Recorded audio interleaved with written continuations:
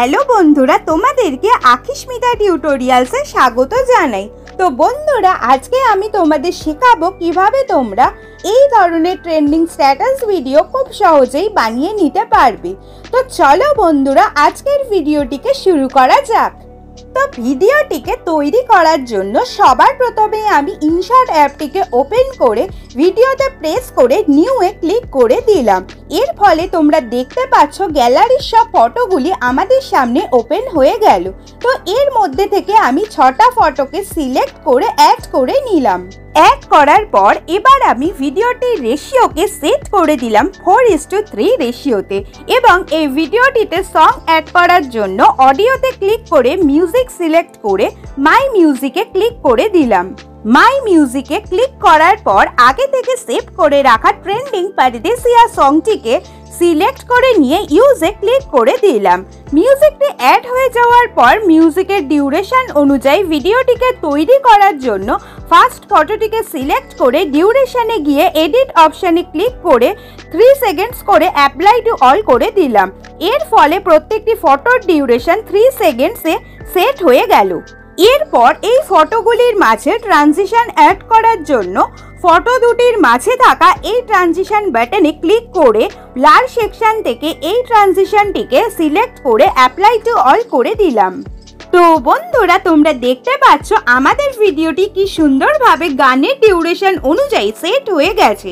তো এরপর ভিডিওটির ওপর লিরিক্স ভিডিওটিকে সেট করার জন্য আমি পিআইপি অপশানে ক্লিক করে ভিডিও সেকশন থেকে লিরিক্স ভিডিওটিকে সিলেক্ট করে অ্যাড করে নিলাম। অ্যাড করার পর এই অপশানটিতে ক্লিক করে ভিডিওটিকে ফুল স্ক্রিন করে দিলাম।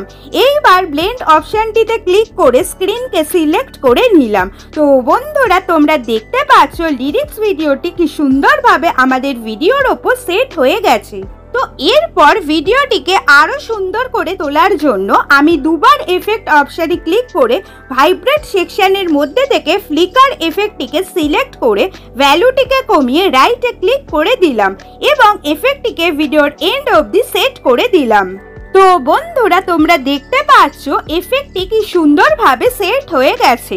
এরপর আবার আমি আরেকটি এফেক্টকে অ্যাড করার জন্য এফেক্ট অপশানে ক্লিক করে ভাইব্রেট সেকশনের মধ্যে থেকে স্ট্রোক এফেক্টটিকে সিলেক্ট করে ভ্যালুটিকে কমিয়ে রাইটে ক্লিক করে দিলাম এবং এফেক্টটিকে ভিডিওর এন্ড অবধি সেট করে দিলাম।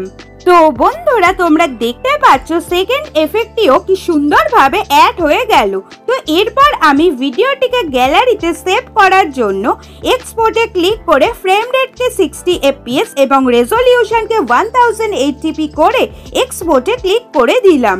এরপর মেন ভিডিওটিকে তৈরি করার জন্য আবার আমি ইনশট অ্যাপটিকে ওপেন করে ভিডিওতে প্রেস করে নিউ এ ক্লিক করে একটি ব্ল্যাঙ্ক ভিডিওকে অ্যাড করে নিলাম।